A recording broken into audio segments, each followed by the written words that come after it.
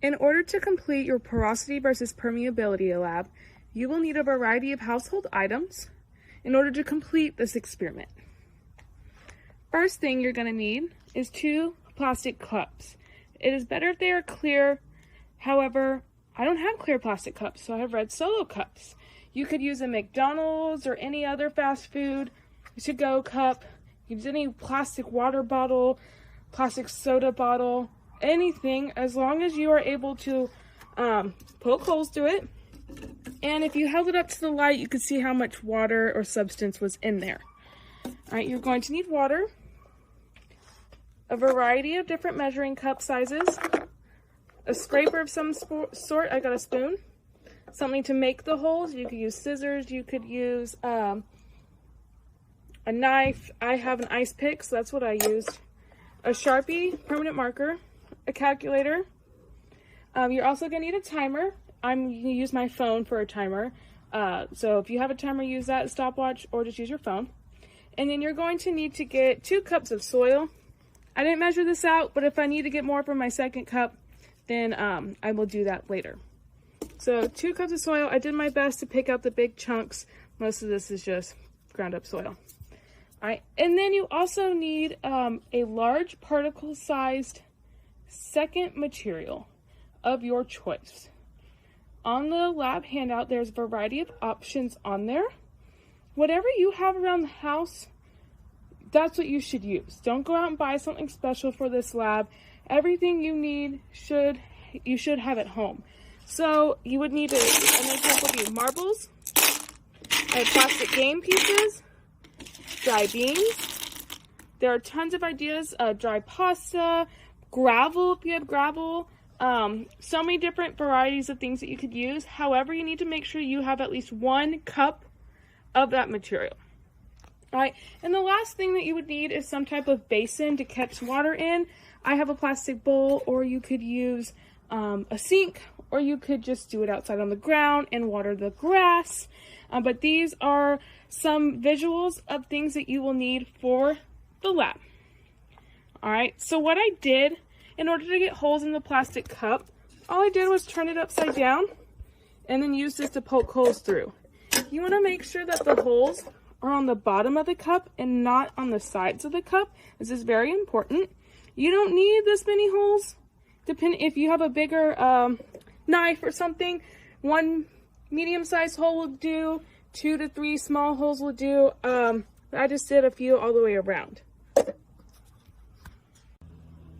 Just to repeat this as like a disclaimer, I do want to say everyone needs soil. Everyone needs soil. All right, go outside, scoop it up from the yard. I went to the flower bed in the front yard, went to the back part, scooped up some soil. Then you pick one of these other large particle size options, because you're going to do 2 trials. 1, everyone's doing soil. Number 2 is your choice of something that you have at your house. Disclaimer number 2, you do not want to poke holes in the bottom of your cup until you have measured out where 1 cup of water would rest inside your cup. So please make sure you do not poke holes into your cup until you have measured your line and marked it with a permanent marker. In this lab, you're going to have 2 parts. You're going to measure porosity and permeability. For both of those parts, you need to measure out where 1 cup would rest inside whatever plastic cup you're deciding to use. So I've already pre-measured out 1 cup of water. And what I'm going to do is I'm going to pour it into my cup of choice. I dumped it all out in there. The next step I'm going to do is I'm going to figure out where that 1 cup line is going to rest. The best thing to do would be to hold it up to some sort of light. This is why a plastic cup is better. And then just mark that line the best of your ability. What I would do next to do the other cup that's eventually going to have holes, I would just pour that water into the second cup or water bottle, whatever you're using, and repeat the same steps.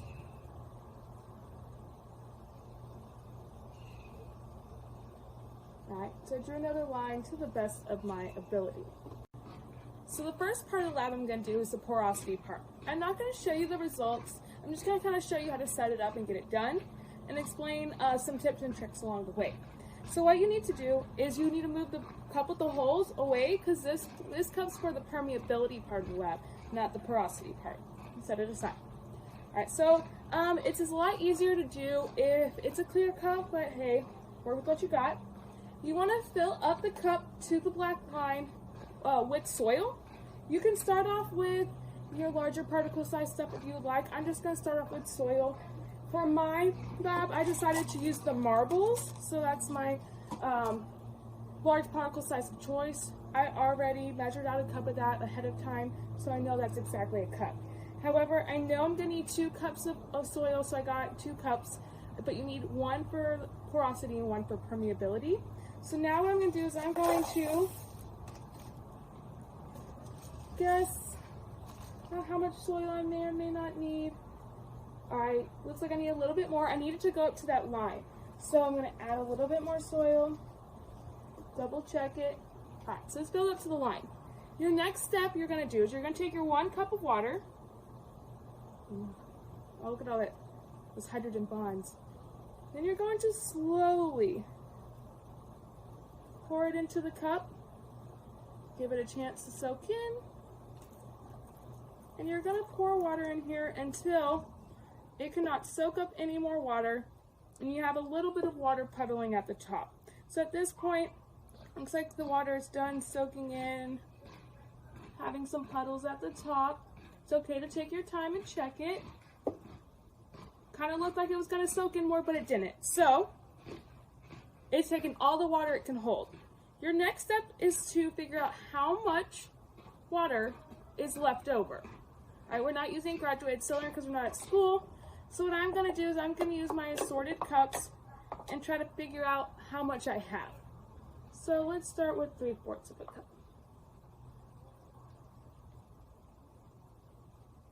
Not quite, so I'm going to go down to the next size. Perfect. So then I would record what size cup this is. I'm not telling you because I want you to figure that out for yourself. Alright, and then I would record that in my data chart. What you would do after this is you could just dump this soil back out where you found it, because you're no longer going to need this. This is where the scraper comes in. You might need to scrape the soil out if it's getting really stuck in the cup. Another thing you may have to do is rinse the cup out with a little bit of your extra water, which is perfectly fine. My next step I'm going to do is I'm going to do the same thing, but I'm going to use my large particle size example. So what I'm going to do is I'm going to take my cup of marbles, pour them into this cup. I'm going to make sure it goes up to the line, and it does. Perfect.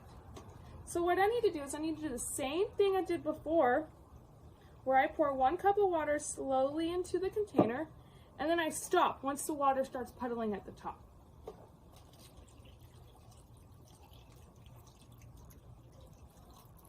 It's a lot easier to see with the marbles because they're see-through. Done. So what I would do now is I would figure out which size measuring cup would best suit to guess how much water's left over. Perfect. All right, I'm a good guesser. I found the one, so then I record the size of this measuring cup in my data chart. So once you're done writing that down, you're just gonna dump the water out and use it again later. If you're using something that might make the water look dirty, you can go ahead and just water your plants. For the second part of the lab, we're going to measure permeability. This is the one where you're going to need a partner that's going to use a stopwatch or the timer on the phone for you. I would use my stepdad because he's always home with me. You could use another parent, a sibling, but it's almost impossible to do it by yourself. So for this one, you're going to need the cup with the holes, so you can move the other cup off to the side. We are going to do the same thing we did before, but it's a little different. So you're going to do the same beginning step. So I'm going to measure out a cup of soil. Find any big chunks. Try to break them down. If there's a twig, throw it out. Another twig, throw it out. All right, I'm gonna hold it up to the light. All right, so that's 1 cup of soil. This is when you're going to need your catching basin. What you're gonna do for this one is you're gonna once again need 1 cup of water.